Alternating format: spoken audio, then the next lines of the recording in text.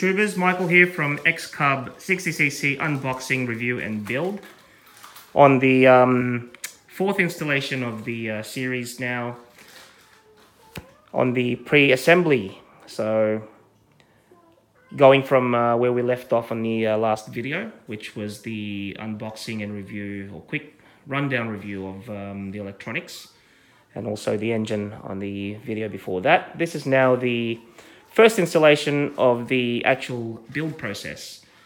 Now, once again, sincere apologies that I'm not able to document each and every step that I make, mainly because being new to this hobby, I don't have the equipment to record the process and assemble the aircraft at the same time.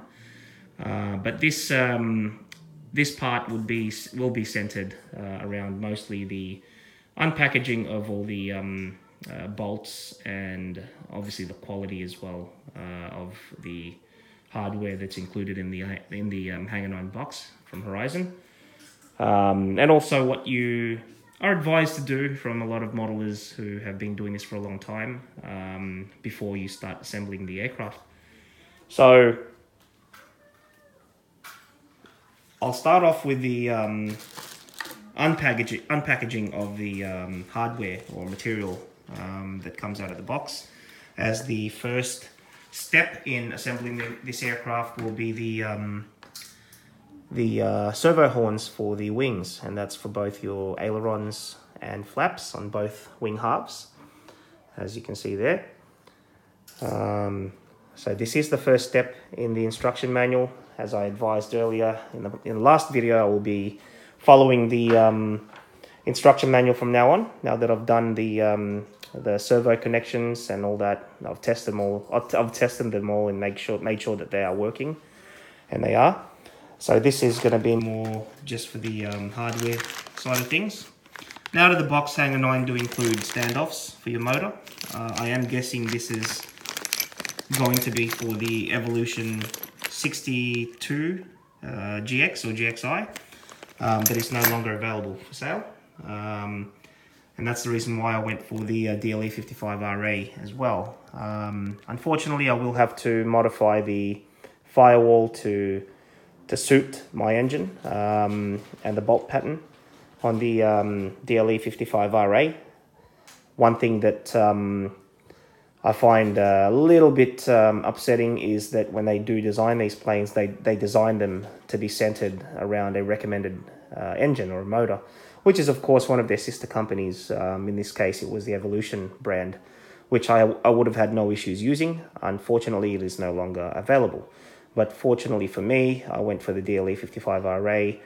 Being a rear carburetor setup, it's going to be a little bit harder to prime the engine before flying or before starting the motor.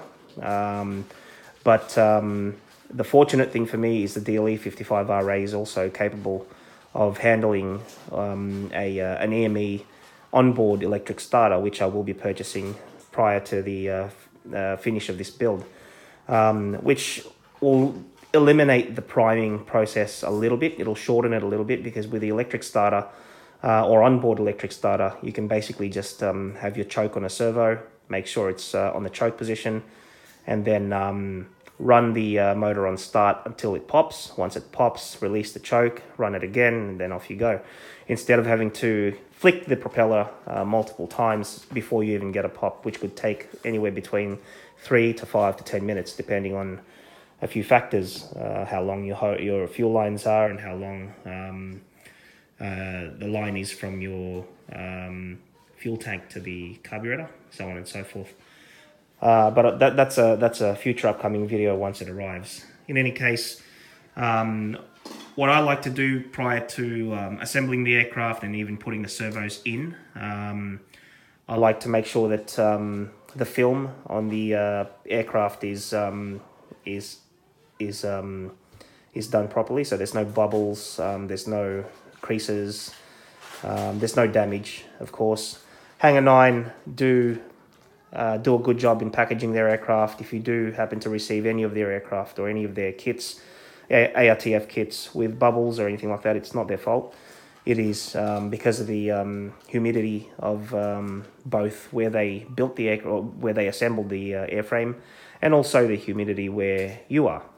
There's a lot of factors that come into play when it comes to film.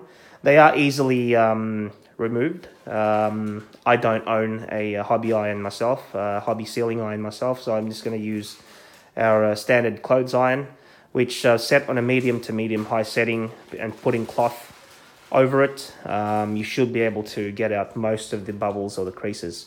I've been fortunate in this case that the kit came with no bubbles at all. There's just a couple of things I need to touch up, but it's good to also put the iron over the surface, the whole surface of the wing, both top and bottom, just to make sure that the film is adhered to the balsa. Especially, I would take special note in doing it on the sides, because these are the first things to pop out. They're the first things to actually start getting grit in them, and if they're not adhered properly, stuff can get in there before you even start flying. So I'm going to run the iron on the sides, also on the decals, so the pinstripes, flaps and aileron, and also all the ribs. Good thing to run the iron through there, or over that, sorry, just to make sure that all the film is adhered properly. And the other thing is, if there are any bubbles there, that it will take them out.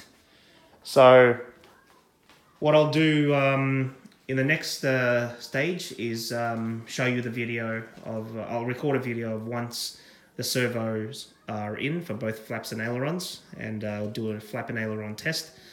I'll make sure that obviously all the bubbles, if there are any in the meantime, have been ironed out. So once again, please hit like if you like the video.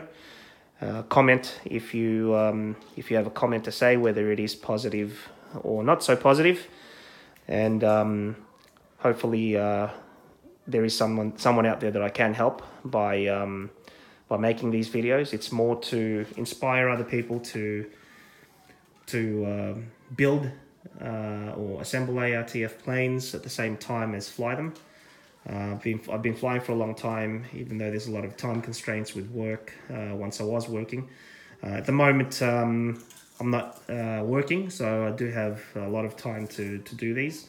However, I am looking after a little 3-year-old over there that requires a lot more time than building or assembling planes. So I can only spend so much time doing this. Obviously, in between this, I've got other duties that I have to attend to. So it will be a fairly slow process. However, I'm not in a screaming rush to complete the plane, but I do want to get it in the air as soon as possible before spring. We're now at the tail end of winter here in Melbourne, Australia. It is August the 12th, and after August will be spring. After that, obviously 3 months after will be summer. So I'd like to have this running up and running by I'd say early to mid-spring, with the onboard electric starter and the AS3X, AS3000 module. So I can test all those things, and on the maiden flight show you how everything works. Once again, I'd like to thank you all for watching, those of you who've stayed with me so far. And I look forward to making the next video for you guys. So until then, Michael signing out.